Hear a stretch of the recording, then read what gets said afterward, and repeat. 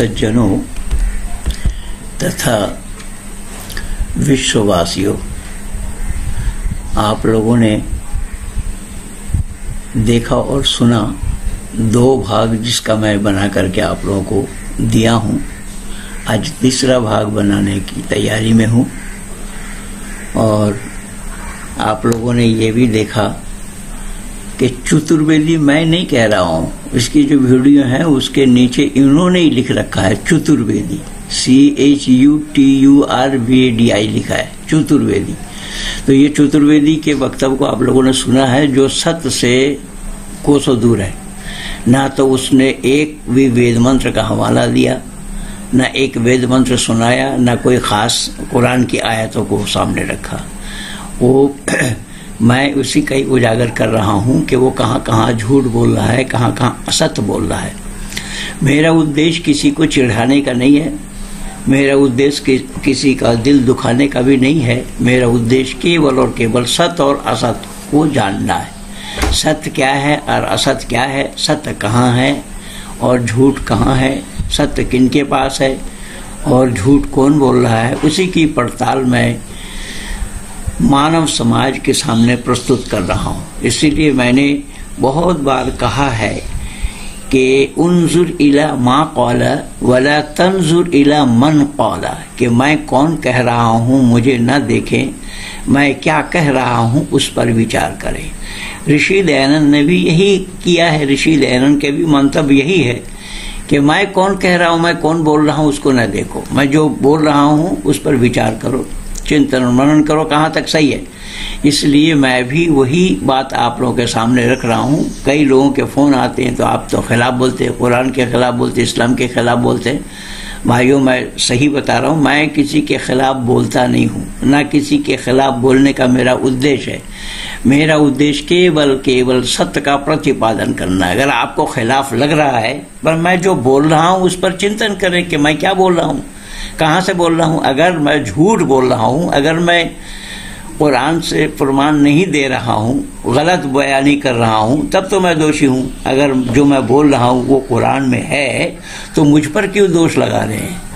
अरे सत्यार्थ प्रकाश केस तो Delhi high court से जीता इसी प्रमाण के कारण कि ऋषि दयानंद ने जो सत्यार्थ प्रकाश में प्रमाण दिया है वो मूल ग्रंथ में देखिए। अगर मूल ग्रंथ में है तो इस पर क्यों दोष लगा रहे हैं। मूल ग्रंथ से आप हटा दीजिए तो ये बैठ जाएंगे, अपने आप ही चुप हो जाएंगे, कोई बोल ही नहीं पाएगा। इसीलिए मैं निवेदन कर रहा हूँ, जो मैं बोल रहा हूँ उसको देखिए, वहाँ पर ढूंढिए, जहाँ से मैं हवाला दिया हूँ उसको ढूंढिए। अब आप लोग देख रहे हैं कि ये पुनर्जन्म पर बोला, पुनर्जन्म नहीं होता, जबकि मैं पुनर्जन्म का हवाला दिया हूँ। कुरान से 3 जगह से दिया हूँ, एक जगह और भी बोल रहा हूँ। यहाँ जब इस्लाम वाले मर जाते हैं, मर जाने के बाद जब लोग कब्रिस्तान ले जाते हैं तो कब्रिस्तान जो लोग पहुँचते हैं उनको दफनाने के लिए तो कब्र में सुलाया गया। कब्र में सुलाने के वो सुलाते समय यही कहा जाएगा, बिस्मिल्लाह फी सबीलिल्लाह व अला मिल्लति रसूलिल्लाह, ये शब्द कहकर सुलाया गया और बीच में लकड़ी पट्टा ये सब रख दिया। फिर उसके बाद मिट्टी डाल करके करेंगे। जो लोग जाएंगे उनको कम से कम 3 बार मिट्टी डालना पड़ेगा, 3 बार मिट्टी उस कब्र के अंदर में छोड़ना पड़ेगा। वो क्या कह के छोड़ते हैं, मिनहा खलकनकुम व फीहा नुईदुकुम व मिनहा नुखरिजुकुम तारतन उखरा। मिट्टी से बने थे, मिट्टी में जा मिलो, फिर मिट्टी से बनना है। इसको पुनर्जन्म नहीं तो और क्या कहेंगे। रही बात वैदिक मान्यता, यही है, अवश्य में भोक्तव्यम कृतम कर्म शुभाशुभम, अवश्य ही भोगना है कि ये कर्मों का फल शुभ और अशुभ। तो शुभ अशुभ कर्मों के फल को भोगने के लिए ही जीवात्मा धरती पर आता है और ये धरती को छोड़ करके, दुनिया को छोड़ करके कर्म फल भोगने के लिए अलग कोई स्थान नहीं है। इसीलिए मानव अपने किए हुए कर्मों के अनुसार ही धरती पर भोगने के लिए आते हैं। अब माँ के पेट से कोई अंधा बच्चा पैदा हुआ, वो किसकी गलती है। और यहाँ कुरान वालों की मान्यता वो अल्लाह की मर्जी है, अल्लाह ने चाहा तो उसका आँख छीन लिया। अरे अल्लाह का यही काम है, किसी का आँख छीनना, किसी का कान छीनना, हाथ पाँव छीनना। वो किए हुए कर्म यही है, इसको ही किए हुए कर्म कहा जाता है। तो कुरान भी कह रहा है मा असाबक मिन हसनतिन फमिनल्लाह व मा असाबक मिन सय्यतिन फमिन नफ्सिक व अरसलनाका लिन्नासि रसूलन व कफा बिल्लाहि शहीदा। ऐ इंसान, तुझे जो कोई खुशहाली पेश आती है वो महज अल्लाह की तरफ से है, तुझे जो कोई बदहाली पेश आती है वो तेरे काम के सबब से है। गोया अल्लाह काफ़ी है। तो अल्लाह खुद कह रहा है इस बात को। अब जो न मानने की सच्चाई को जो स्वीकार नहीं करे, तो सच्चाई को इस्लाम ने स्वीकार कब किया है? मैं कुरान से ही बता दूंगा कि इन्होंने सच्चाई को कब कब स्वीकार नहीं किया। अब देखिए आगे ये क्या बोल रहे हैं। और वेदों में जिस पुनर्जन्म का तस्करा है वो यही पुनर्जन्म है कि मरने के बाद उस मालिक के सामने खड़ा होगा और उसको बैतरणी नदी पार करना पड़ेगा, जिसको आप पुलसिरात कहते हैं, और फिर वो अपने कर्मों के आधार पर जन्नत में जाएगा या जहन्नम में जाएगा। ये है पुनर्जन्म। और इसको स्वार्थी लोगों ने इस पुनर्जन्म लगा दिया कि बंदूर बनते रहो। ये देखिए ये कह रहा है कि पुनर्जन्म यही है कि भालू सूअर और कुत्ता बनते रहो दुनिया में आकर के नहीं। पुनर्जन्म वही है कि जो कयामत के दिन खड़ा होगा। कयामत तो इसमें आया ही नहीं। पुनर्जन्म तो वेद में है, जो मैं हवाला दिया हूँ पुनर्जन्म का। पुनर्जन्म इसलिए है कि दोबारा जन्म लेने की बात तो अल्लाह ने खुद कही है, और एक दो जगह नहीं, मैं तो 4 प्रमाण दे दिया हूँ। 4 जगह अल्लाह ने पुनर्जन्म की बात कही। और इससे पहले भी मेरा वीडियो यूट्यूब में लगा हुआ है, पुनर्जन्म कहाँ कहाँ है कुरान में। कुरान में भी पुनर्जन्म, उसका यही हेडिंग है। तो अगर कोई सच को न माने, उसके लिए गलती किसकी है? उसके लिए हठ और दुराग्रह, इसी का ही नाम है। हठ और दुराग्रह का मतलब भी यही है कि सत्य को अस्वीकार करना, सत्य को न मानना। मैं पूछ रहा हूं कि माँ के पेट से जो अंधा बच्चा पैदा हुआ, लंगड़ा लूला पैदा हुआ, वो किस कारण पैदा हुआ? उसको क्यों अपने अंग से उसको वंचित होना पड़ा? अंग भंग क्यों हुआ उसका? तो यही तो है किए हुए कर्मों का फल। अवश्य में भुक्तव्यम कृतम कर्म शुभाशुभम, इसी का ही नाम है। वो किए हुए कर्मों के फल को भोगने के लिए ही धरती पर आया है। धरती पर आता है जीवात्मा इसी कर्म को भोगने के लिए। और ये जितने भी योनियां हैं, तो ये जानता नहीं है उस वनस्पति के लिए कि वनस्पति पहले है या हम पहले हैं। ये वनस्पति उसकी भी एक योनि है, उसको स्थावर योनि कहा गया है। जो वनस्पति हैं वो योनि है, और वो कर्म के अनुसार ही उस योनि में वो आया। मैं पूछता हूँ मौलाना चतुर्वेदी, जरा ये बताओ, जैसे मानव समाज में भी 3 क्वालिटी है, स्त्रीलिंग, पुल्लिंग और नपुंसकलिंग, जिसको तुम हिजड़ा कहते हो। और देखा होगा दिल्ली के हर रेड लाइट पर ये छक्का पंजा या ताली पीट रहे हैं। तो वो उसका जन्म क्यों और कैसे हुआ? क्या सिद्धांत है? क्या कुरान की क्या मान्यता? अल्लाह क्या फरमा रहे हैं? वो नपुंसकलिंग में जो आया वो क्यों आया, कैसे आया? यही किए हुए कर्मों का फल है। इसीलिए वेद में आया है कि मानव जीवन तब मिलता है जब वो पाप और पुण्य दोनों बराबर हो जाता है। और उसमें थोड़ा सा ज्यादा पुण्य की मात्रा अगर ज्यादा है तो पुरुष, पुण्य थोड़ा सा मात्रा कम है तो स्त्री, और उससे भी पुण्य की मात्रा अगर न्यून हो, कम हो, तो नपुंसकलिंग, जिसको हिजड़ा बोलते हो। ये तो कर्म यही दिखाई दे रहा है। तो इसके बावजूद भी अगर तुम नहीं मानते हो तो मत मानो। हम कौन सा तुम्हारे गले में रस्सी डाल रहे हैं कि जबरदस्ती मनवाने के लिए? मत मानो। लेकिन सत्य को अस्वीकार करना ये मानवता से परे की बात है। इसीलिए हम मानव तभी कहलाएंगे जब सत्य को स्वीकार करेंगे। सत्य का धारण, असत्य का परित्याग, ये है मानवता। इसीलिए इस सच्चाई को तुम जानते नहीं हो, आओ सच्चाई के नजदीक आओ। क्यों? हम मानव कहलाने के हकदार तब बनेंगे जब हम सत्य को स्वीकार करेंगे। असत को तुम डिनाई कर रहे हो। दुनिया वालों को चाहिए सत्य को स्वीकार करना और असत को परित्याग करना, पर दुनिया वालों ने असत को अपने गले में लगा रखा है। 1-2 असत नहीं, कुरान भरा पड़ा है, कहाँ कहाँ असत है, क्या क्या है। मैं थोड़ा बहुत प्रमाण दे रहा हूँ, और देखिए ये क्या बोल रहे हैं। एक आपकी बात है। फेनिक्स में ऊपर लाइब्रेरी से कोई सवाल हो तो करें। अस्सलाम वालेकुम।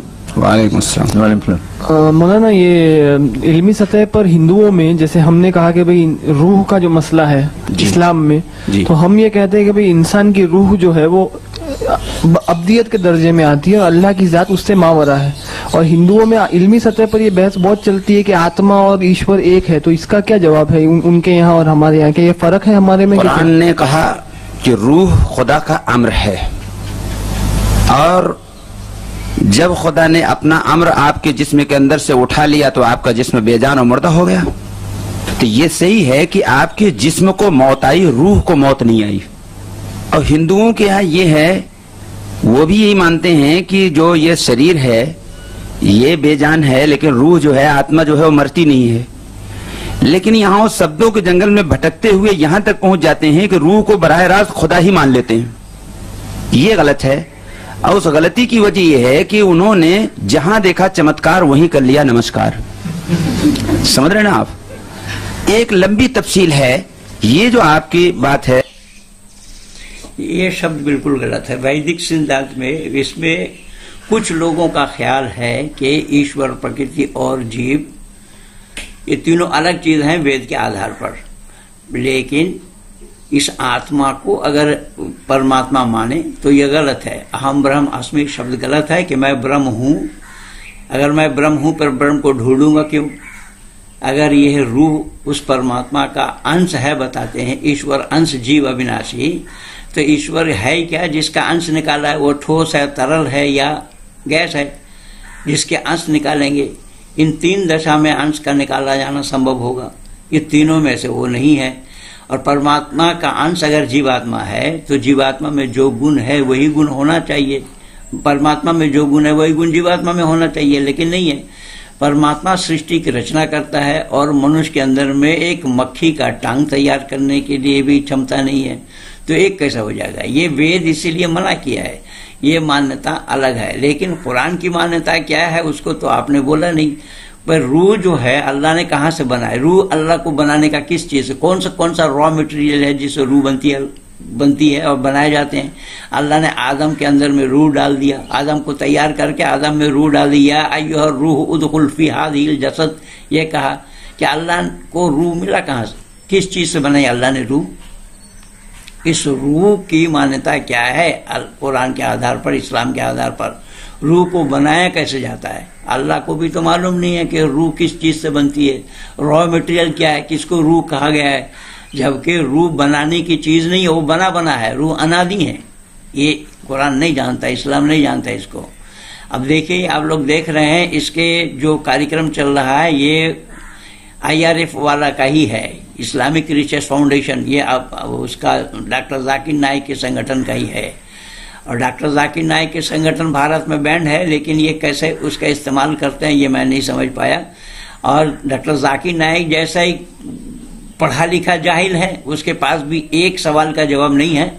और ये भी इसी तरीके से बोल रहे हैं, इनके पास एक सवाल का भी जवाब ये नहीं दे पाएंगे। और मेरी खुली चुनौती है, मैं चुनौती एक बार नहीं, ऐसे हजारों बार मैं चुनौती दे रखा हूं इन 37 वर्षों के दरमियान में।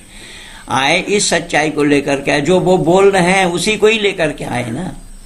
ये इसी को ही लेकर के आए कि अल्लाह ने रूह पैदा की, अल्लाह ने रूह पैदा करके डाला। अल्लाह ने रूह कहां से पैदा की, किस चीज से पैदा की और कैसी डाली? क्या प्राण प्रतिष्ठा करना? ये तो पौराणिक हिंदुओं में देखा जाता है, ब्राह्मणों में। अल्लाह भी प्राण प्रतिष्ठा कर रहे हैं। तो या अय्युहा रूह उदखुल फी हाज़िहिल जसद, जो आदम में डाला है। रूह की तो मौत नहीं है, रूह मरती नहीं है, अनादि है। और परमात्मा भी अनादि है। जब परमात्मा अनादि है और जीवात्मा अनादि है और प्रकृति भी अनादि है। मैं कल बोला भी, आगे देखिए और क्या बोल रहा है। रूह और आत्मा का, इस पर तो इतनी मोटी मोटी किताबें उनके यहाँ लिखी जा चुकी है, इतना उन्होंने बहस किया है, इसमें इतने नुकात और बारीकियां उन्होंने पेश की है कि अगर ये पूरी तफसीलात सुनाऊं तो ये बंबई जहां टाइम इज मनी का नारा लगाया जाता है, ये पूरा मजमा भी चीख उठेगा। इसलिए इस टॉपिक को तो आप यहीं छोड़ दीजिए। बस इतना ये है कि जो कुरान कहता है वही सही है कि रूह खुदा का एक अम्र है और जिस्म को मौत आती है, रूह को मौत नहीं आती। अब यहाँ से एक सवाल होगा। देखिए, इसमें ऐसा है, इसमें कुरान की मान्यता क्या है कि जिस्म को मौत नहीं, यानी शरीर में शरीर की मौत होती है, रूह की नहीं। तो ये तो वैदिक मान्यता यही है कि रूह अनादि है, यही तो कहा गया है। तो रूह मरती नहीं है। तो ये बताओ कि रूह को निकाल कर अल्लाह ने, यहाँ तो इस्लाम की मान्यता तुम्हारी है कि वो इल्लीन और सिज्जीन 2 जगह है, नेकी और बदी करने वालों के रूह को वहां पर कैद कर दिया जाता है। और वो कैद कर दिया जाता है, तो फिर ये नए नए रूह जो जन्म ले रहे हैं वो नए नए रूह अल्लाह पैदा कर रहे हैं। जो अल्लाह ने पैदा किया था वो तो इल्लीन और सिज्जीन में जमा हो गया, और ये जो अभी जन्म ले रहे हैं तो क्या अल्लाह नए नए रूह पैदा कर रहे हैं? रूह पैदा करने के लिए जब आजन्मा है, तुम खुद कह रहे हो कि रूह की मौत नहीं है, तो रूह की जब मौत नहीं है तो ये पैदा हो रहा है, तो ये नए जन्म ले रहे हैं क्या? खुद नहीं जवाब दे पाओगे चतुर्वेदी। आगे सुनिए क्या बोल रहे हैं। हाँ, इस तरफ दें। अस्सलाम वालेकुम। वालेकुम अस्सलाम। चतुर्वेदी के माने क्या होते हैं और आप? जी जी, ठीक, बहुत अच्छा, वेरी गुड। चतुर्वेदी, अच्छा हुआ आपने पूछ लिया। बड़ौदा में किसी ने अपनी कैसेट बेचने के लिए पंडित अब्दुल्ला चतुर्वेदी लिख दिया था। अच्छा हुआ आपने पूछ लिया, नहीं आप भी कैसेट बेचने के लिए ऐसा कुछ कर देते। मैं खानदानी मुसलमान हूँ, मेरे दादा परदादा सब मुसलमान थे, मैं न मुस्लिम नहीं हूँ, कन्वर्ट नहीं हुआ। चतुर्वेदी पंडितों में कास्ट है, ये सही है, द्विवेदी भी होते हैं, त्रिवेदी भी होते हैं, लेकिन यहाँ चतुर्वेदी से मुराद ये है ऋग्वेद, यजुर्वेद, सामवेद, अथर्ववेद हिंदुओं की 4 मुकद्दस ग्रंथ हैं जिसको ईश्वरी ग्रंथ कहते हैं। चूंकि उस ग्रंथ के बहुत सारे रेफरेंस मैं अपनी तकरीर में दिया करता हूं, इसलिए पब्लिक ने अपने जलसे की शान बढ़ाने के लिए अपने पंपलेट में चतुर्वेदी लिख दिया, वरना मैंने चतुर्वेदी कहने के लिए किसी को फीस नहीं दिया था, मैं कहता भी नहीं, वो लोग चतुर्वेदी के नाम से मुझे फेमस कर दिए। ये इतनी सी बात है। देखिए, इन्होंने खुद स्वीकार किया है कि चतुर्वेदी लोगों ने लिख दिया है, और ये देखिए एक इन्होंने मजाक बनाया कि किसी ने कैसेट बेचने के लिए अब्दुल्ला चतुर्वेदी लिखा। भाई तेरे नाम से अब्दुल्ला चतुर्वेदी लिखा है, कैसेट बेचने के लिए वो क्यों लिखेगा? तेरे व्याख्यान को जो जिसने रिकॉर्डिंग की होगी तो उसने तेरे नाम के साथ अब्दुल्ला चतुर्वेदी लिखा हुआ है, इसीलिए उसने लिखा। तो उसकी क्या गलती है जो अपना कैसेट बेचने के तू जो मजाक बना रहा है उसको? तेरे पास जवाब है नहीं। तू कह रहा है कि ऋग्वेद, यजुर्वेद, सामवेद, अथर्ववेद, ठीक है, ऋग्वेद, सामवेद, यजुर्वेद, अथर्ववेद, तो ये 4 वेद तो है, वेद 4 है, तो उस चतुर्वेदी का क्या तात्पर्य है? ये तो जानता नहीं, इसको बोला भी नहीं है, और ये बोल रहा है चतुर्वेदी है, त्रिवेदी है, द्विवेदी है, और जो एक वेद जानता है उसको क्या कहा जाता है उसको तुझे मालूम ही नहीं है। अगर तू जन्मजात मुसलमान है, तेरा बाप मुसलमान, तेरा दादा मुसलमान थे, तो फिर इस्लाम वाले तेरे नाम से अब्दुल्ला चतुर्वेदी लिख करके जो प्रचार कर रहे हैं, तो हिंदू समाज में ये दर्शा रहे हैं कि देखो हमारे यहाँ पर भी 4 वेद का जानने वाला है। अब मैं दावा के साथ कह रहा हूं कि 2 वीडियो मैं बना चुका हूं, ये तीसरा है। अब तक एक भी वेद मंत्र तू सुना नहीं पाया। अब तो चतुर्वेदी अगर लोगों ने कह दिया तू कौवा है, तो कुछ तो कौवा बन जाएगा। चतुर्वेदी किसी ने कह दिया तो तू चतुर्वेदी बन जाएगा। तो उसका मना करता, उसको लोगों ने कह दिया, अभी भी ढोते फिर रहा है, कब कहा पता नहीं। और जिस वेद का वो तू जानता नहीं है, जिस वेद को तूने छू करके भी नहीं देखा, एक भी वेद मंत्र का हवाला तूने नहीं दिया, ना कोई कुरान की आयत तूने पढ़ी, तो जब इस तरीके से आप झूठ बोल रहे हैं इतना जनता जनार्दनों के बीच, और ये लोग जो तमाशबीन है ना, ये लोग तमाशा करने के लिए, तमाशा देखने के लिए, क्योंकि ये सब तमाशबीन है, ये तमाशा देखने के लिए ही तुमसे ये सब सुनना चाहते हैं। ये सब झूठ का पुलिंदा है। सत्य जो जानता है, सच्चाई का प्रतिपादन जहां होता है, विद्वानों के सामने आकर के बोलो, तब पता चलेगा। इसलिए विद्वानों के सामने आने के डर से तो तुम्हारा उस्ताद जाकिर नाइक भी भागा हुआ है, तुम्हारा IRF का चिन्ह लगा हुआ है, इसमें देख रहा हूं भाई, आज तो वो भी भागा हुआ है। उसने 3 बार समय दे करके पीछे भागा है। और जाकिर नाइक का पर्दाफाश सुदर्शन न्यूज चैनल में देखो, मेरे कई वीडियो हैं जाकिर नाइक पर, उसको देखो। सच्चाई तुम जानते नहीं हो, और सत्य के नाम से खामखा बाउंडर मचाए हुए हो, और दुनिया को धोखा दे रहे हो। हिंदू समाज में एक गलत संदेश भेज रहे हो कि ये मौलाना अब्दुल्ला चतुर्वेदी है। अब्दुल्ला चतुर्वेदी के मौलाना अब्दुल्ला 4 वेद का जानने वाला है। जो 4 वेद को जानता है उसका नाम चतुर्वेदी होता है, और जो 3 वेद को जानता है उसका नाम त्रिवेदी होता है, जो 2 वेद को जानता है उसका द्विवेदी होता है, जो 1 वेद को जानता है उसका श्रोत्रिय होता है। तुम्हें ये अकल ही नहीं है, तुम जानते ही नहीं हो और बकवास किए जा रहे हो। अगर किसी ने कह दिया और कौवा कान ले गया, तू कौवे के पीछे भागोगे, तुम्हें स्पष्टीकरण नहीं देना चाहिए कान में हाथ लगा के कि भाई मुझे चतुर्वेदी मत कहो, मैं चतुर्वेदी नहीं हूं। तुम उसका खंडन आज तक नहीं किया और उसी को ढो रहे हो। और किसी ने बोला तो ये हिंदुओं को बताने के लिए, इसका मतलब हिंदुओं को तुम बरगलाना चाहते हो, हिंदुओं को धोखा देना चाहते हो कि हिंदू समाज में ये अब्दुल्ला चतुर्वेदी ये नाम जाए तो हिंदू लोग ये सोचेंगे अरे बाप रे बाप, ये तो मौलाना 4 वेद का जानने वाला है। और मैं दावा के साथ कह रहा हूं, चुनौती दे रहा हूं, खाता नहीं खोलने दूंगा मैं, खाता नहीं खोल पाओगे, याद रखना। आगे सुनिए ये क्या क्या बोल रहा है झूठ जी। साइबर कैफे से अस्सलाम वालेकुम। हिंदुओं में मुर्दे जलाने का रिवाज पहले से है या बाद में शुरू? ये बाद में हुआ शुरू। शमशान घाट, शमशान के माने लेटने की जगह। लफ्ज शमशान ही इस बात पर दलालत पेश करता है कि पहले उनके यहाँ दफनाया जाता था, बाद में जलाने की प्रथा इन्होंने शुरू की। अब मेडिकल पॉइंट से भी जलाने की प्रथा में नुकसान है और दफन करने की प्रथा में फायदे हैं। देखिए, इसने बोला कि दफनाने की प्रथा थी पहले, बाद में ये दाह संस्कार की प्रथा आई है। ये बिल्कुल कोरा झूठ है, ये जानता ही नहीं है।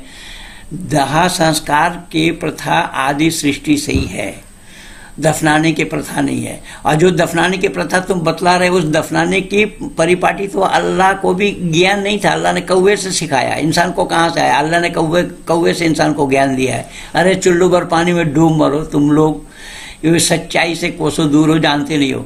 अगर दफनाने की परिपाटी है पहले से ही तुम कह रहे हो, तो मैं पूछता हूं कि चीन में इस्लाम की क्या दशा है? चीन में दफनाने की परिपाटी है या दफनाया जाना मना है? वहां मुसलमानों को जलाया जाता है कि नहीं, जलाया जा रहा है कि नहीं? क्या उसका विरोध कभी किया है चतुर्वेदी? नहीं किए, नहीं कर पाए। तो दफनाने से जगह गिरेंगे, यही तो कारण बना कि ये खाते भारत के हैं, भारत के अंजल से पलते हैं, खुद अपने बाल बच्चों का परवरिश करते हैं और मरने के बाद भी जमीन चेक करके जाते हैं और फिर कहते हैं कि हम मरने के बाद भी हम यही रहते हैं। अरे मरने के बाद तो यहाँ क्या रहेगा? तो उसी मरने के बाद भी तो उस अरबी को ढो रहा है।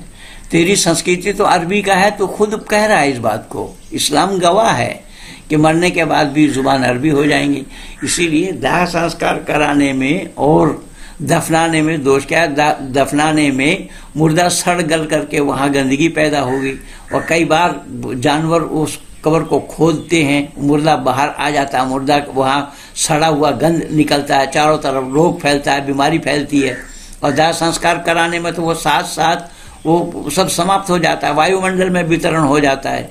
ये साइंटिफिक कॉज है, इसको देख, साइंस ने इसका समर्थन किया है।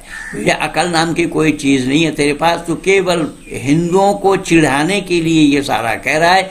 और इन मुसलमान तो ये पहले से अकल पर दखल देते नहीं है और उन बेअकल लोगों को तू अकल दे रहा है। तो उन बेअकल लोगों में अपने को अटकलबाजी सिखा रहा है, बतला रहा है। अकलमंद लोगों के सामने बैठ करके बोले तब ना पता लगेगा। ये तो सब बेअकल है। अब कहाँ बेअकल है, मैं कुरान से ही प्रमाण दे दूंगा।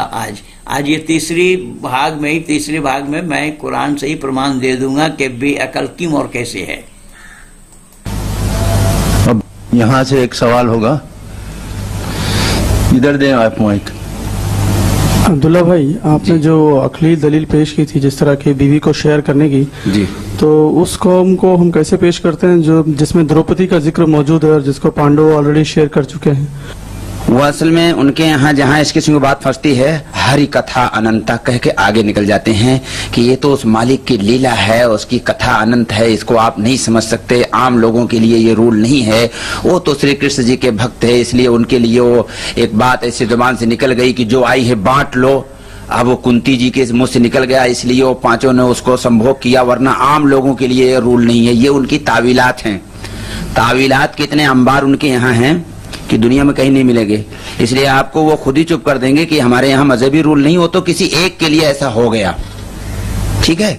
तो वो खुद ये बात तो मानते हैं कि एक पत्नी के साथ दूसरा आदमी नहीं रह सकता, ये उनके रूल में दूसरी जगह लिखा हुआ मौजूद है। मेरी अगर लाइब्रेरी बहुत दूर है यहाँ से, नहीं तो मैं आपको कोट करके दिखा देता कि देखो फला चैप्टर के अंदर उनके यहाँ ये है कि एक पति जो है वो अपनी पत्नी को दूसरे के साथ देखना गवारा नहीं करेगा। इनके यहाँ कूट बहुत सारी जगहों पे लिखा हुआ है, लिहाजा ये प्रूफ खुद कभी नहीं पेश करेंगे कि साहब 1 द्रौपदी और 5 पांडव, ये प्रूफ वो खुद ही कभी नहीं पेश करेंगे। ये शब्द ही गलत है। द्रौपदी के 5 पति नहीं थे। मेरे गुरुजी ठाकुर अमर सिंह जी, अमर स्वामी जी इनका नाम था, उन्होंने पुस्तक लिखी है। कौन कहता है द्रौपदी के 5 पति थे? द्रौपदी के 5 पति नहीं थे। ये कह रहा है कि कुंती ने बोला बांट के खाओ। कुंती देखी नहीं थी, अंदाजा कहते वो शरीफा समझ रही थी कि आप बांट के खाओ। ये बिल्कुल बेतुकी बातें हैं। कुंती देखी नहीं थी। द्रौपदी की शादी युधिष्ठिर से हुई थी। युधिष्ठिर की पत्नी थी कुंती। वैदिक संस्कृति में ये आरोप लगना संभव नहीं है, बल्कि तुम तो हलाले के बाद क्या उस पत्नी के साथ, महिला के साथ क्या दुर्व्यवहार करते खुद देखो अपने को। और द्रौपदी के 5 पति थे। अगर तुम्हारी मान्यता है तो मैं चुनौती दे रहा हूं, आओ सामने आओ, डिबेट करते हैं। हम दुनिया वालों को भी बताते हैं कि सच क्या है और झूठ क्या है। तुम जो कह रहे हो वो सच है या मैं जो हवाला दे रहा हूं वो सच है? कौन कहता है द्रौपदी के 5 पति थे? उस पर मैं सारा प्रमाण इकट्ठा करके दूंगा कि द्रौपदी के 5 पति नहीं थे। द्रौपदी की शादी हुई थी युधिष्ठिर से। युधिष्ठिर की पत्नी थी द्रौपदी। क्योंकि भले ही अर्जुन ने मछली के आंख को तीर का निशान लगाया होगा, पर वैदिक संस्कृति में बड़े भाई की अगर शादी न हुई हो तो छोटे की शादी नहीं होती है। इसीलिए अर्जुन ने राजा द्रौपद को कहा कि मेरे बड़े भाई की शादी नहीं हुई है, लिहाजा मैं शादी नहीं कर सकता, शादी मेरे बड़े भाई के साथ होना है। ये बातें हैं। अगर तुम जान रहे हो सच्चाई तो आओ, मैं खुली चुनौती दे रहा हूँ। चतुर्वेदी आओ, सामने आओ।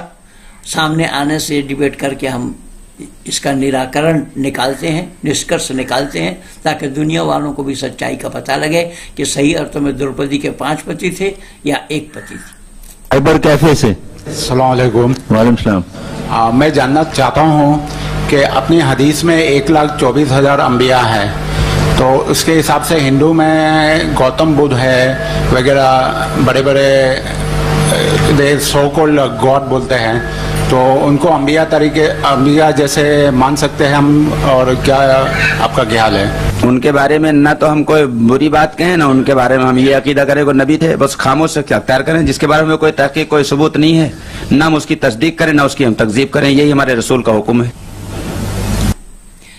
देखो यहाँ ये पीछे हट गया, पीछे भाग गया। अब कुरान ही इसका गवाह है। कुरान में भी झूठ है। कुरान में अल्लाह ने कहा वमा अरसलना मिर रसूलिन इल्ला बिलिसान कौमिही लियुबय्यिन लहुम।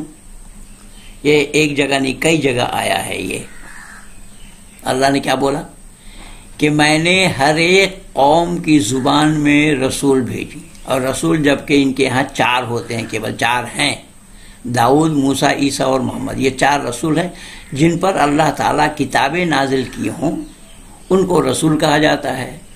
और जब अल्लाह यहाँ बोला है, अल्लाह ने फरमाया है कि हर एक कौम की जुबान में मैंने रसूल भेजी। अब इसके पास जवाब नहीं है, ये चुप रहने के लिए बोला। यहाँ पर जितने भी महापुरुष आए हैं, किसी भी महापुरुष को नबी या रसूल कहना संभव नहीं होगा, इस्लाम के खिलाफ है। इसीलिए ये बोला कि इसमें इख्तियार कर लेना बेहतर है। इसके पास जवाब नहीं है और ये मौन धारण करने की बात कर रहा है। इसीलिए जवाब हो तो जवाब देगा ना, जवाब है नहीं तो अल्लाह को खुद को मालूम नहीं है। 4 रसूल इनके पास हैं जो दाऊद, मूसा, ईसा और के नाम से जाना गया। वो अरब देश में आए, किसी अन्य देश में नहीं। अगर ये कह रहे हैं, कुरान का कहना यह है हर एक कौम की जुबान, वमा अरसलना मिर रसूलिन इल्ला बिलिसान कौमिही लियुबय्यिन लहुम शब्द आया है कि हर एक कौम की जुबान में मैंने रसूल भेजी। तो हर एक कौम की जुबान में अगर अल्लाह रसूल भेजे हैं, तो अब बताओ कि संस्कृत जुबान में कौन से रसूल आए? अच्छा, संस्कृत को छोड़ो, हिंदी जुबान में बता दो, हिंदी जुबान में कौन से रसूल आए? नहीं, किसी को भी रसूल कहना, चाहे वो मर्यादा पुरुषोत्तम राम हो और योगेश्वर कृष्ण हो। हमारे यहाँ वैदिक संस्कृत में 2 महापुरुष हुए हैं। ये 2 महापुरुष हुए हैं जिनका एक का नाम मर्यादा पुरुषोत्तम राम और दूसरे का नाम है योगेश्वर कृष्ण। ये दोनों महापुरुष थे, लेकिन हिंदुओं की कमबख्ती और अदूरदर्शिता के कारण उनको परमात्मा मान रहे हैं, कभी ईश्वर मान रहे हैं, वो बेतुकी बातें हैं। क्योंकि राम का ईश्वर होना संभव इसलिए नहीं होगा। राम एक ऐसा शब्द है जिसके रूप चलते, एक राम, 2 राम, अनेक राम। पंचमी में कुछ बनेगा, षष्ठी में कुछ बनेगा, सप्तमी में कुछ बनेगा, पर यहाँ संस्कृतज्ञ विद्वान लोग माने हुए हैं इसको, ये इसी मूर्खता के कारण ही। तो खैर 2 महापुरुष हुए हैं यहाँ पर। हमारे यहाँ पैगंबरवाद की बात नहीं है। अब जहां तक पैगंबर और रसूल की बात है, देखो यहाँ एक चीज मैं और दे रहा हूं। पैगंबर का क्या अर्थ होता है? पैगंबर का मानी होता है पैगाम लाने वाला। पैगाम किसका? अल्लाह का। और उस अल्लाह का पैगाम लाने वाले का नाम पैगंबर है। अब इससे भी ये साफ पता चल रहा है कि अल्लाह हर जगह नहीं है, अल्लाह जर्रे जर्रे में नहीं है, अल्लाह सर्वव्यापक नहीं है। अगर वो सर्वव्यापक होते तो उसको रसूल क्यों भेजना पड़ता, पैगंबर क्यों भेजना पड़ता, पैगाम दे करके पैगाम क्यों भेजना पड़ता? अगर मैं कहीं जा नहीं सकता हूं तो मैं अपना आदमी भेज दिया, मेरा पैगाम लेकर के गया। ये जो पैगाम लेकर के जाएगा उसका नाम पैगंबर है। तो पैगंबर, इसलिए इस्लाम में पैगंबरवाद है कि अल्लाह हर जगह नहीं, अल्लाह पैगाम भेज करके संदेशा भेजते हैं। लेकिन हमारे यहाँ पर ये मान्यता नहीं है। हमारे यहाँ पर मान्यता ईश्वर सर्वव्यापक है। ईशावासम इदम सर्वम यत्किंच जगत्यांग, जगत बतला है कि वो ईश वास करने वाला हर जगह, उससे कोई जगह खाली नहीं है। वो जल में, स्थल में, गगन में, हर जगह परमात्मा मौजूद है। इसीलिए परमात्मा को ना तो पैगंबर भेजना पड़ता, ना नबी भेजना पड़ता, ना रसूल भेजना पड़ता है। परमात्मा आदि सृष्टि में मनुष्य मात्र को ज्ञान दे दिया है। ये सही और गलत आदेश और निषेध उस वेद मुकद्दस में परमात्मा ने उपदेश दिया है मानव मात्र के लिए। ये सही है, ये गलत है, इसको करोगे तो अच्छा फल पाओगे, इसको करोगे तो उसका अंजाम भुगतना पड़ेगा। बस इतना ही है। पैगंबरवाद की चर्चा हमारे यहाँ नहीं है, अवतारवाद की चर्चा हमारे यहाँ नहीं है, अवतारवाद इस्लाम में भी नहीं है। लेकिन फिर भी ये जबरदस्ती अवतार मान रहे हैं। ये जो IRF का ये आप बैनर देख रहे हैं ना, ये माइक के साथ लगा हुआ है कि इस्लामिक रिसर्च फाउंडेशन, जो अब जाकिर नाइक की संस्था है, ये इस पर बैन लगा हुआ है भारत में और भागा हुआ है। ये नहीं बता सकता ये अवतारवाद चिल्ला रहा है। ये मोहम्मद को कल की अवतार बता रहा है। वही भाई, अवतार तो अवतार है, कल की हो या आज की हो। आज की बता ना, तू कल की लेकर के क्यों बैठ गया? आज के अवतार पता कौन है? अवतारवाद इस्लाम में नहीं है, अवतारवाद वैदिक संस्कृति में नहीं है। अवतारवाद अगर हिंदू मानते हैं, पौराणिक हिंदू की मान्यता है कि अवतार होता है, तो अवतार यहाँ ईश्वर का माना गया है। अगर अवतारवाद तू मानता है तो अल्लाह का अवतार होता है क्या? अल्लाह आते हैं। इसलिए बेतुकी बातें हैं। सुनिए आगे ये क्या बोल रहा है। इस तरफ एनेक्स लाइब्रेरी। अस्सलाम वालेकुम। सती के ताल्लुक से जरा सी वजाहत कर दें। जी। हिंदुओं में एक रस्म है सती। जी। शौहर के मरने के बाद बीवी भी उसी जगह पर अपनी जान दे देती है। जी। इसके ताल्लुक से जरा वजाहत कर दें। भाई एक जुल्म है, एक अन्याय है, अंधविश्वास है, इसमें क्या वजाहत करनी है? इसको बाद में खत्म कर दिया गया, अभी भी कहीं कहीं बाकी है। ये तो एक अंधेर नगरी थी। जैसे उन्होंने अपने फिका में लिखा, उनकी फिका का नाम मनुस्मृति है, उसमें लिखा उन्होंने कि वेद को हमारे अलावा कोई दूसरा अगर पढ़ ले तो उसकी जबान काट डाली जाए, और सुन ले तो उसके कान में पिघला हुआ शीशा डाल दिया जाए। और ये रूल उन्होंने अपनी फिका में इसलिए लिखा ताकि मेरी बदमाशी और मक्कारी का राज फास ना होने पाए।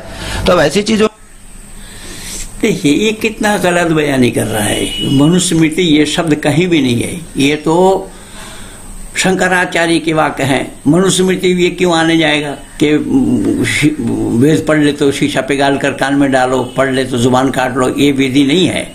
ये शंकराचार्य की अपनी मनमानी बातें हैं। मनुस्मृति में स्त्री ब्रह्मा बभूविता शब्द आया वेद में। मनुस्मृति आया यत्र नार्यस्तु पूज्यन्ते रमन्ते तत्र देवता। तुम्हें ये अकल नाम की कोई चीज नहीं है। झूठ मूठ तुम चतुर्वेदी मतलब चतुर्वेदी हो, तुम चतुर्वेदी हो या चतुर्मुर्ग हो, पता नहीं। तुम्हें मनुस्मृति के बारे में भी पता नहीं है। जो मनुस्मृति हमारा मंतिक है, बता हमारे कानून की किताब है, तो कानून की किताब है, उसमें तो यत्र नार्यस्तु पूज्यन्ते रमन्ते तत्र देवता बताया गया है। रही बात सती की, सती प्रथा वेद में नहीं है। सती प्रथा वेद में सर्वथा मना है।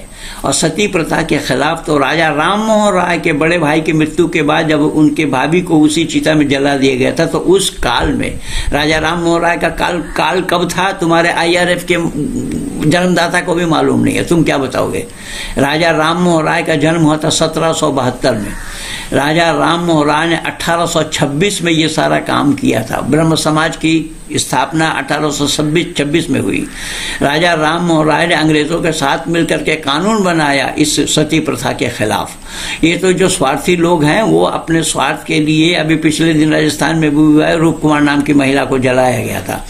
तो कहने का तात्पर्य यह है, सती प्रथा के समर्थन में वेद में कोई प्रमाण नहीं आया है, या महिलाओं को पति के उसमें चिता में जलाया जाए, ये प्रमाण कहीं नहीं है। अगर यही बात है तो फिर पुरुष मर जाने के बाद महिला को जलाया जाता, सती किया जाता, कराया जाता है। लेकिन महिला मर जाए, पत्नी मर जाए तो पुरुष को सती क्यों नहीं किया जाता, कराया जाता है? ये बेकार बातें हैं।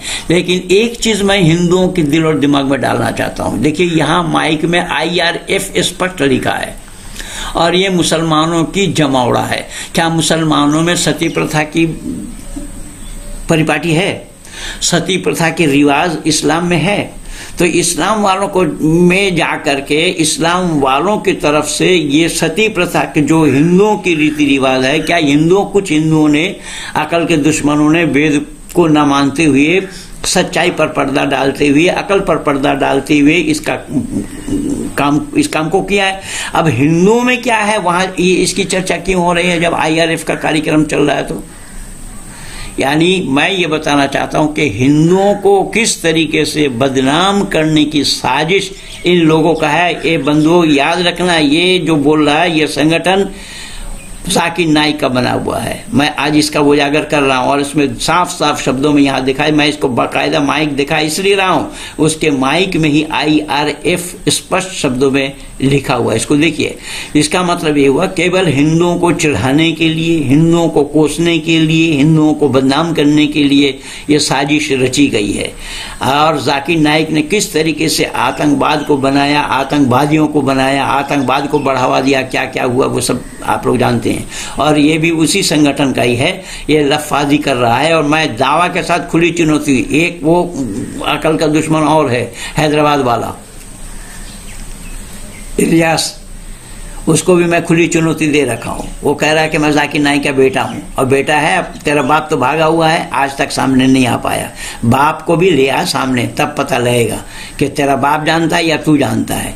मैं निवेदन कर रहा हूं, ये उसी संगठन का है। इसीलिए हिंदुओं को चढ़ाने के लिए, हिंदुओं में क्या रीति रिवाज है, जब तुम मुसलमान उसको मानते नहीं हो तो उसकी चर्चा वहां करने का क्या मतलब है? इस्लाम की मान्यता नहीं है, हिंदू की मान्यता क्या है, उसको इस्लाम वालों के बीच में उसकी चर्चा करने का क्या मतलब? हिंदू क्या मानता है सती प्रथा के लिए? तो ये बेकार और फजूल की बातें कर रहा है, हिंदुओं को चिढ़ाने के लिए, हिंदुओं को मूर्ख बनाने के लिए, हिंदुओं पर आक्षेप कर रहा है ये।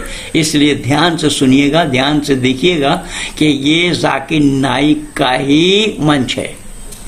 तो क्या कहना होता है, एक जुल्म है, सीधी सी बात है, वो कोई रोल कोई उसकी वो नहीं है। अब यहाँ से एक सवाल होगा, इस तरफ दीजिए माइक। अस्सलाम वालेकुम। वालेकुम अस्सलाम रहमतुल्लाह। आपने हिंदुओं के कई फिरके बताए जी, उन फिरकों में क्या जो सनातन धर्म है वो सबसे ऊपर पोजीशन रखता है, और जो इनके जो 4 वर्ण है, ब्राह्मण, वैष्णव, क्षत्रिय और शूद्र, ये इसकी क्या डिटेल है? क्या इसकी कोई? मनु नाम का एक महान विद्वान इनके यहाँ गुजरा है, जिसने अपनी छाप, अपनी डिक्टेटरशिप तमाम कौमों में लागू करने के लिए झूठ मूठ का एक रूल बनाया कि ब्रह्मा ने अपने मस्तिष्क से ब्राह्मण को पैदा किया, भुजा से क्षत्रिय को पैदा किया, पेट से बनिया को पैदा किया, वैश्य जिसको कहते हैं, पांव से गरीबों को पैदा किया, जिसको उन्होंने शूद्र कहा। शूद्र चूंकि एक गाली, इसलिए मैंने उसका नाम गरीब रखा। ये एक मनगढ़ंत सोची समझी उसकी स्कीम थी। अगर ऐसा मान लिया जाए थोड़ी देर के लिए कि ब्रह्मा ने इन 4 को ही बनाया, तो वर्ल्ड में सबसे ज्यादा क्रिश्चियन है, ये कहां से आया? और अकल ये कहती है कि जो चीज पहले बनती है वो ज्यादा होना चाहिए, जो चीज बाद में आती है कम होना चाहिए। जब सबसे पहले ब्रह्मा ने ब्राह्मण को बनाया तो दुनिया में सबसे कम क्यों है? अकलियत में क्यों है? माइनॉरिटी में क्यों है? फिर दूसरे नंबर पर वर्ड में मुस्लिम है, ये कहां से आया? फिर यहूदी कहां से आया? पारसी कहां से आया? सिख कहां से आया? तो ये एक सोची समझी झूठी स्कीम थी इनकी। इनके यहाँ चाणक्य एक बहुत बड़ा पॉलिटिकल गुजरा, उसने लिखा कि झूठा ही लिया, झूठा ही दिया, झूठा ही ओढ़ा, झूठे बिछावा। ये वहां की अवधि जबान है, इसको आप नहीं समझेंगे। मतलब उसका कहने का मतलब ये है कि झूठ ही को ओढ़ना बिछौना बना लो। और आज भी दुनिया का दस्तूर है कि झूठ इतना बोलो, इतना बोलो, इतना बोलो कि सच हो जाए। ठीक है भाई, झूठ तो तू ही बोल रहा है। तू जो मनुस्मृति का हवाला दे रहा है, मनुस्मृति है नहीं, ये वेद मंत्र है। वहां शब्द क्या आया उसको भी तो जानता नहीं है। चतुर्वेदी है, उसमें शब्द क्या आया? उसमें शब्द आया है ब्रह्मानस्स मुखम आसीत, अर्थात ब्राह्मण समाज के मुख है। यह ब्रह्मा के मुख से पैदा हुआ, यह शब्द ही नहीं है। तू अकल का दुश्मन है, तू जानता नहीं है। जो मनुस्मृति कह रहा है वो वेद मंत्र है। तो वहां जो वेद मंत्र आया है उसमें शब्द आया है ब्रह्मानस्स मुखम आसीत। ब्राह्मण समाज के मुख हैं। मुख माने होता है अगुवा, प्रतिनिधि, प्रतिनिधित्व करने वाला। मानव समाज का प्रतिनिधित्व करने वाला ब्राह्मण है। ब्राह्मण उसको कहा जाता है ब्रह्मा जानाति स ब्राह्मण। जो ब्रह्म को जानता है उसका नाम ब्राह्मण है। तो जो ब्रह्म को जानेगा, ब्रह्म के बारे में तो वही बताएगा। ब्रह्म के बारे में जो जानता नहीं है वो कैसे बताएगा, किस तरीके से बता पाएगा? मैं छोटा सा एक उदाहरण दे रहा हूं, यद्यपि लंबा हो जाएगा, क्या करें, कुछ प्रमाण देना तो बहुत जरूरी है। हमारे यहाँ पर 4 वर्ण बताया गया है। वर्ण 4 है जो और कहीं नहीं है दुनिया में, और दुनिया वाले जानते भी नहीं है कि ये ब्रह्म वर्ण क्या है, कैसे है। यहाँ पर वर्ण 4 बतलाए गए। बस एक मनगणन चीज थी इसमें जो ब्राह्मण, क्षत्रिय, वैश्य और शूद्र ये वर्ण है, न कि जाति। वर्ण वो व्यवस्था है योग्यता के आधार पर, जो समाज का प्रतिनिधित्व करे, पढ़ने पढ़ाने, दिशा निर्देश करने का काम करे, वो ब्राह्मण है। ब्राह्मणों के 6 गुण है। जो वेद पढ़े पढ़ाए, यज्ञ करे करावे, दान दे दान ले, ये 6 गुण ब्राह्मण के है। और क्षत्रिय जो रक्षक है उसको क्षत्रिय कहा जाता है, और पेट को वैश्य कहा जाता है, और पांव को शूद्र कहा जाता है। इसमें से कोई बड़ा नहीं, कोई छोटा नहीं, सब बराबर है। इसमें बहुत सारा वीडियो मेरा भी लगा हुआ है पहले से ही। पांव को शूद्र बतलाया गया है, लेकिन पांव को भेजे बिना पंडित को ले जाया जाना संभव नहीं है। ये अलग विषय है, मैं इसके ऊपर एक अलग से वीडियो बना करके दूंगा। यद्यपि बना हुआ है मेरा, क्या हमारे पास 4 है, हमारे पास 4 क्या है उस पर वीडियो मेरा बना हुआ है। ब्राह्मण, क्षत्रिय, वैश्य और शूद्र, ये 4 जो है वो 4 वेद है। वर्ण व्यवस्था 4 है, आश्रम व्यवस्था 4 है, और इस तरीके से उसका वीडियो मेरा बना हुआ है। तो ये जानता नहीं है, इसने मनु का हवाला दिया। ये मनुस्मृति बोला। मनुस्मृति में जो हमारा आचार संहिता है उसका जबकि ये वेद मंत्र है, तो वेद मंत्र क्या है ये चतुर्वेदी होकर के भी उसको नहीं बता पाया। तो वहां पर शब्द ही गलत है। वहां पर शब्द आए ब्रह्मानस्स मुखम आसीत, अर्थात ब्राह्मण समाज के मुख हैं, समाज के अखुआ हैं, प्रतिनिधित्व करने वाले हैं। इसीलिए ये झूठी लफाजी कर रहे हैं इन मुसलमानों के बीच में बैठ करके, जबकि इसके साथ इस्लाम का कोई ताल्लुक नहीं है, कोई सरोकार नहीं है। अब इस्लाम का सरोकार होता हुआ शिया और सुन्नी के बड़े, मैं सब छोड़ करके मैं शिया और सुन्नी के लिए बोल रहा हूं कि शिया क्या सुन्नी वालों मस्जिद में नमाज पढ़ सकता है? नहीं, कभी नहीं। केवल इतना ही नहीं, ये शिया सुन्नियों को कब्रिस्तान में दफना सकता है? नहीं, कभी नहीं। तो पहले अपने घर को संभालना, तो दूसरे के लिए क्या बोल रहा है भाई? दूसरे के लिए तो क्या कह रहा है, दूसरे की तरफ उंगली उठा रहा है।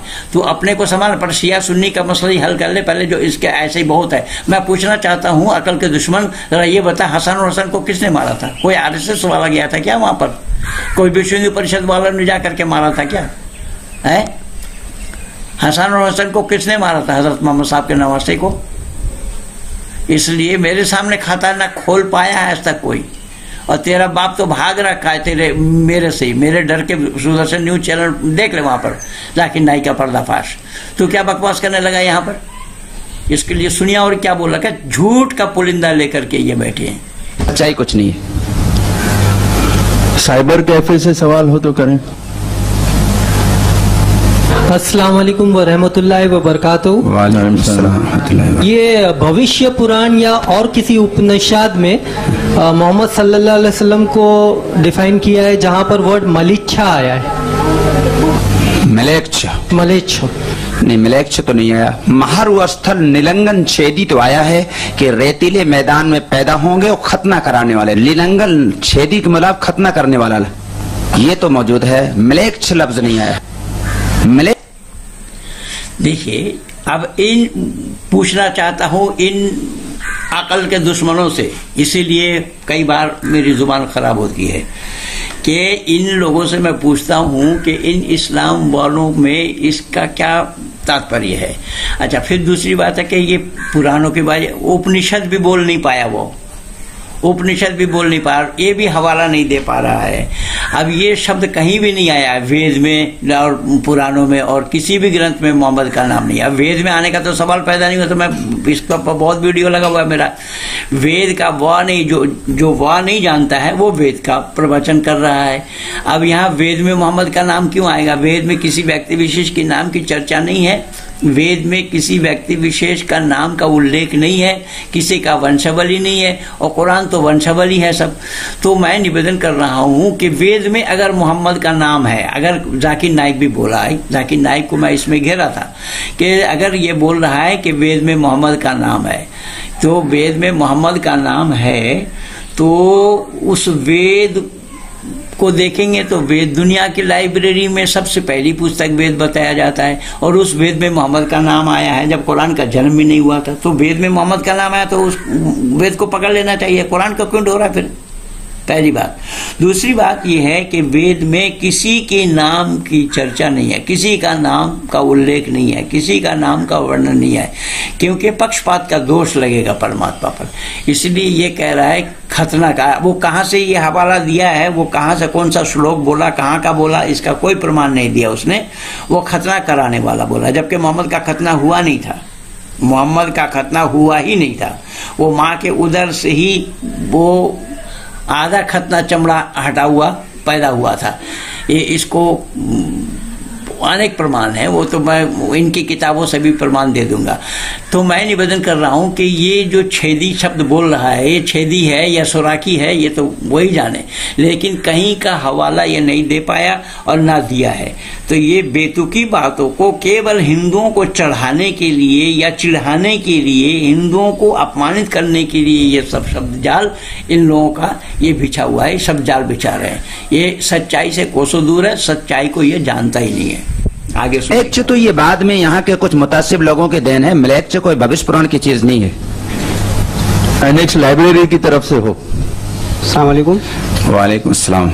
जैसे हम कुरान की हिफाजत करते हैं, कुरान के औराक अगर कहीं गिरे रहते हैं तो उसको उठा के चुनने लगते हैं या रख देते हैं सही से जी। इसी तरह से कई और किताबों, गैर मजहब की किताबों की क्या हम हिफाजत करें या नहीं करें? देखिए, इल्म जो है उसकी कद्र करनी चाहिए। मतलब ये कोई अखबार भी है, अगर नीचे पड़ा हुआ है उसको उठा के आप रख दीजिए तो ये तो अच्छी बात है, उसको गंदगी में न फेंकिए, ये तो अच्छी बात है। इल्म की कदर करनी चाहिए। रसूल अकरम सल्लल्लाहु अलैहि वसल्लम से इसके सबूत मौजूद हैं। एक मरतबा आप सल्लल्लाहु अलैहि वसल्लम एक अर्थी जा रही थी, आप खड़े हो गए, लोगों ने कहा अल्लाह के नबी तो गैर मुस्लिम के अर्थी है, मुसलमान का जनाजा थोड़ा है। अल्लाह के नबी के तेवर बदल गए, फरमाया इंसान तो है। ऐसे हर इल्म की कदर करनी चाहिए, नाकदरी की और नफरत की तो कहीं इस्लाम में गुंजाइश ही नहीं है। अब यहाँ से एक देखिए, ये इल्म की बात कर रहा है, जबकि इल्म इस्लाम में तालबुल इल्म फरीज़तुन अला कुल्लि मुस्लिमिन वल मुस्लिमा, ये शब्द आया हदीस के अंदर में। बुखारी का पहला हदीस यही है कि इन्नमा आमालु बिन्नियत, यह हर एक चीज का दारो मदार नियत पर है। उसी बुखारी शरीफ के हदीस में ही आया है इल्म के बारे में कि हर एक मुसलमान मर्द और औरत को इल्म सीखना फर्ज है। तो इल्म एक तो इस्लामी इल्म को छोड़कर, अरबी इल्म को छोड़ करके, मदरसा वाला इल्म को छोड़ करके किसी और को इल्म माना नहीं है, पहली बात। दूसरी बात यह है कि कुरान की हिफाजत, तो कुरान की हिफाजत ये लोग क्या करेंगे? अल्लाह ने तो खुद कहा नहनु नज़्ज़लना ज़िक्र व इन्ना लहू लहाफ़िज़ून, कि कुरान का नाजिल करने वाला मैं हूँ, क्या हिफाजत करने वाला मैं हूँ। जब हिफाजत करने वाला अल्लाह ठेकेदार है, अल्लाह ने ठेका ले रखा है, तो किसी और की हिफाजत करने के लिए बात कहाँ है? रही बात को कहीं इल्म की कदर करना, कोई कहीं पढ़ा हुआ है तो वो अच्छी बात है कि कोई भी अक्षर लिखा हुआ है, कोई भी हो, ये ठीक है, मैं भी इसका समर्थन करता हूँ कि उसको उसकी हिफाजत करनी चाहिए, ये अच्छी बात है। आगे सुनिए क्या बोला है। सवाल होगा, उस तरफ दें जी। अस्सलामु अलैकुम वरहमतुल्लाहि वबरकातुहू। वालेकुम अस्सलाम। हिंदू मजहब के अंदर जो लोग जिसकी मौत हो जाती है वो शमशान घाट उसको लेकर के जाते हैं जी, तो उनकी किताबों में क्या ये लिखा है कि उससे कोई उसका मकसद होता हो कि जला दे तो उनको अजाब न हो?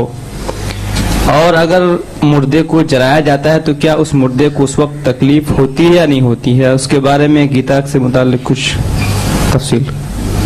उनका ये तासुर है कि जिसको जला दिया जाता है, जला करके उसकी खाक खास तौर से गंगा नदी के हवाले कर दिया जाता है, तो उसकी पितृ को संतुष्टता मिल जाती है, यानी उसकी आत्मा को, उसकी रूह को सुकून मिल जाता है और उसको मुक्ति मिल जाती है।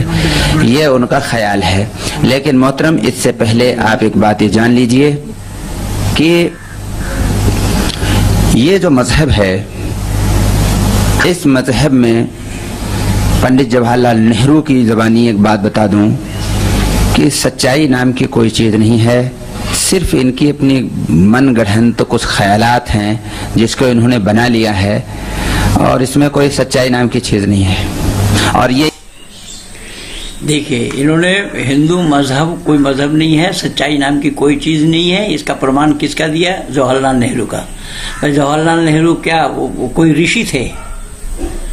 अरे मूर्ख जाहिल कहीं का। जवाहरलाल नेहरू कोई वेदज्ञ विद्वान थे, कोई पंडित थे। पंडित भले ही उनको कहा गया होगा, जो हिंदू घर में जन्म लेना एक्सीडेंटल माना है कि दुर्भाग्य से मैं हिंदू घर में जन्म लिया, जो दुर्भाग्य मान रहा है उसको तो वेद का विद्वान मान रहा है। रही बात, अच्छा इस सवाल से इसका क्या मतलब था? इन इस्लाम के बीच में इस्लाम वालों को इस सवाल पूछने का क्या मतलब था कि हिंदू मर जाते हैं तो दाह संस्कार कराते हैं, दाह संस्कार कराने में वो के क्या वो शरीर को तकलीफ कम होती है या कष्ट होता है? अरे मूर्ख जाहिल कहीं का। ये जाहिल तो ये है ही, इनके पास इल्म कहाँ है? ये सब जमावड़ा इनकी जाहिलों का है।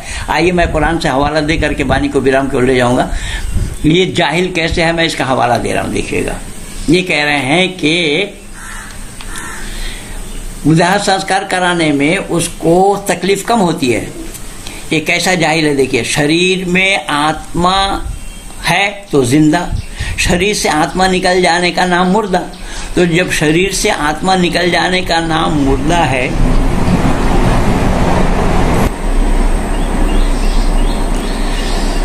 शरीर से आत्मा निकल जाने का नाम मुर्दा है।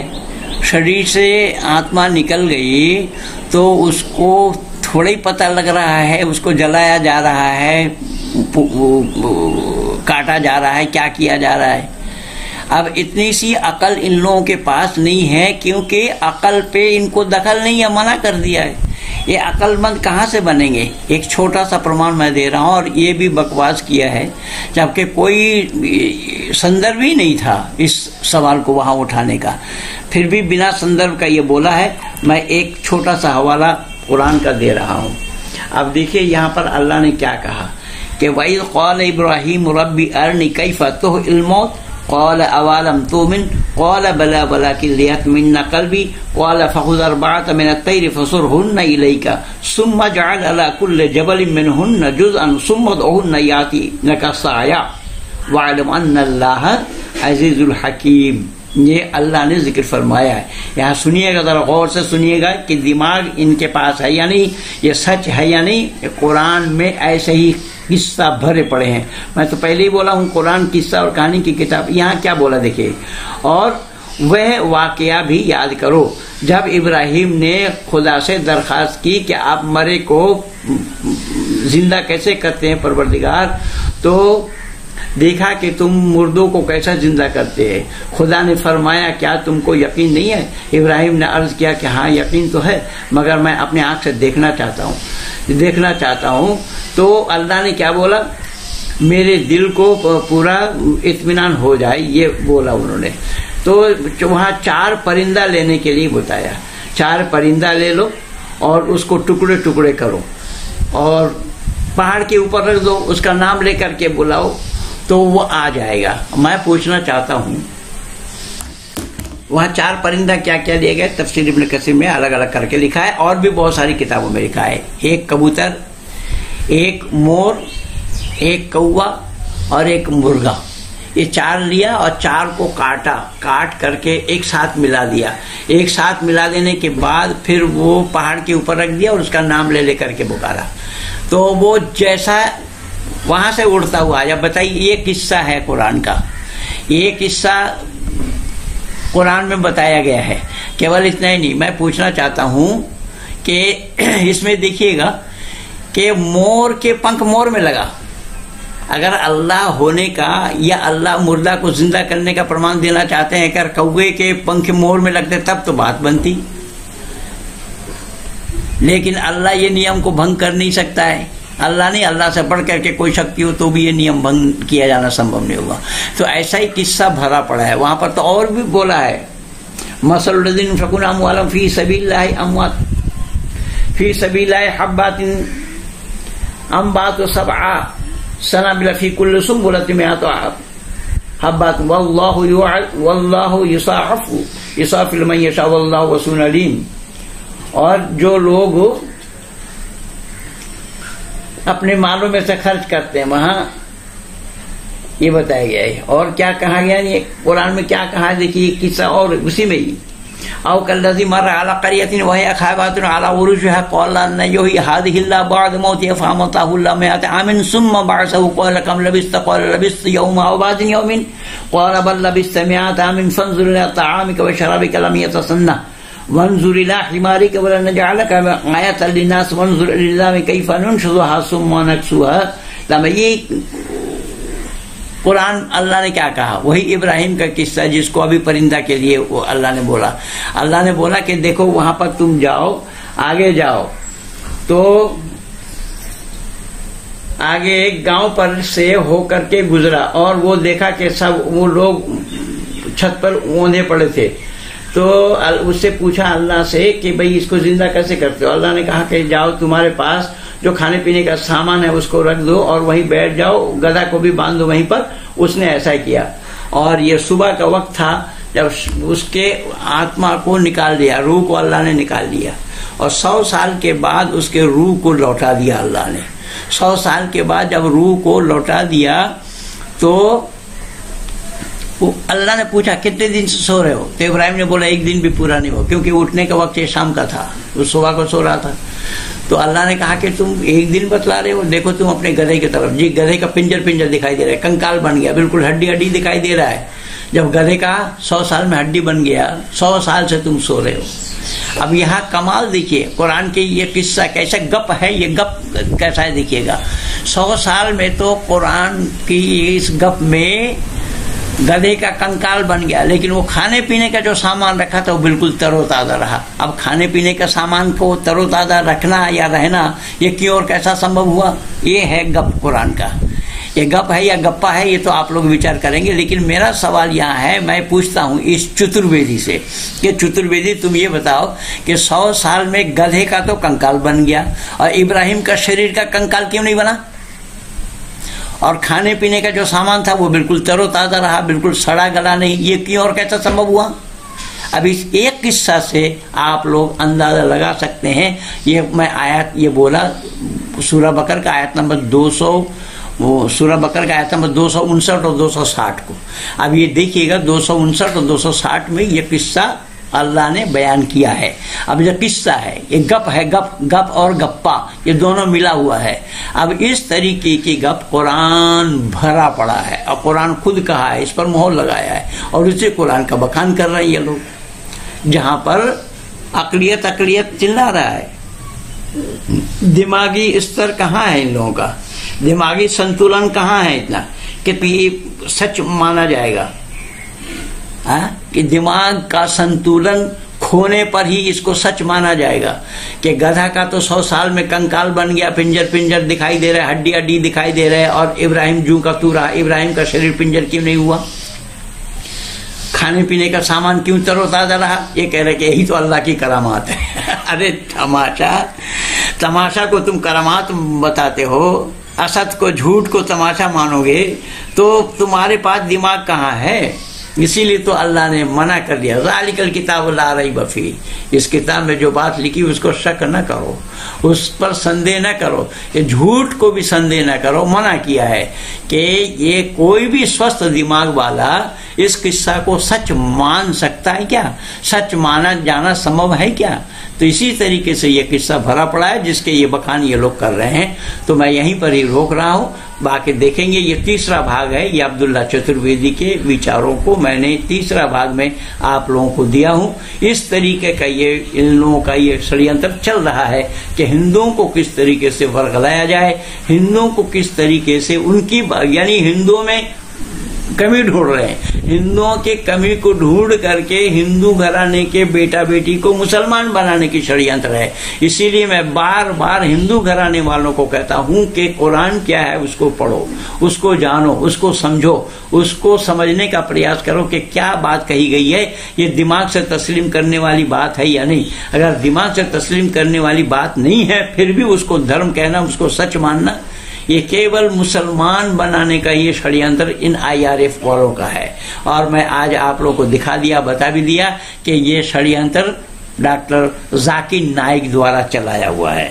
वो तो नहीं है लेकिन उसका संगठन यहाँ काम कर रहा है जो इसका सिंबल लगा करके ये प्रचार कर रहे हैं। लेकिन मैं इन प्रचार करने वालों को खुली चुनौती दिया हूँ और फिर दे रहा हूँ, आओ ये किस्सा अगर सही है, किस तरीके से सही है, हम इसकी पड़ताल करें। फिर मैं निवेदन कर रहा हूं कि मैं किसी को विरोध करने के लिए, किसी का विरोध करने के लिए नहीं बोल रहा हूं। मैं जो सच्चाई है, जो यथार्थ है, उन चीजों को रख रहा हूं और मैं सारा प्रमाण दे रहा हूं। प्रमाण हवाला कुरान का ही दिया हुआ है। अगर मुझे कोई ये सिद्ध कर दे कि ये कुरान में नहीं है तब दोषी हूं मैं, लेकिन जो मैं बोल रहा हूं अगर वो कुरान में है तो अपने गलती को सुधारे, अपने गलती को छोड़े, अपने गलती को तिलांजलि दे और सत्य को धारण करे, क्योंकि यही ईमान होता है। इसलिए सत्य को धारण करने में और असत्य को छोड़ने में मनुष्य मात्र को अग्रसर होना चाहिए, उद्यत रहना चाहिए।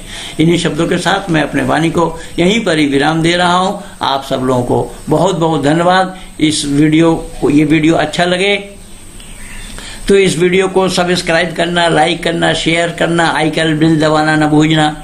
आइकन बिल दबाएंगे तो वीडियो लगते ही आपके पास भी पहुंच जाएगी। और ज्यादा से ज्यादा आप लोग इस काम को करना कि किस तरीके से मैं आप लोगों की रक्षा के लिए, आप लोगों के रक्षार्थ ये सारा वीडियो मेरा बनता है, बन रहा है, बनाता आया हूं कि आप लोगों को किस तरीके से इस मुसलमान बनने से अपने घर के बेटा और बेटी को किस तरीके से बचाया जाए। मेरा ये उद्देश्य है। जो मुसलमानों का षड्यंत्र है, इन हिंदू के कमियों को दिखाकर हिंदुओं को बदनाम करते हुए हिंदू घराने के लड़का लड़के को मुसलमान बनाने की जो परिपाटी है उसको किस तरीके से चेक दिया जाए, उसी के कारण ही ये सारा वीडियो मेरा बना हुआ है, बना रहा हूं, बनाता आया हूं। तो मैं निवेदन कर रहा हूं कि ज्यादा से ज्यादा आप लोग इस वीडियो को शेयर कीजिए, लाइक कीजिए, सब्सक्राइब कीजिए और औरों तक पहुंचाइए। इन्हीं शब्दों के साथ कि मेरे विचारों को आप लोग ध्यानपूर्वक सुनेंगे तो हिंदू घराने के जो बेटा और बेटी जो मुसलमान बन रहे हैं उससे बचे रहेंगे। और मुसलमान बनने से बचाने के लिए एक ही विचार है, जो वैदिक विचारधारा। इस वैदिक विचारधारा के द्वारा ही हिंदू को हिंदुत्व बोध कराया जाना संभव होगा। तो आइए हम सच्चाई को जानें, सच्चाई को अपने जीवन में उतारें। धन्यवाद।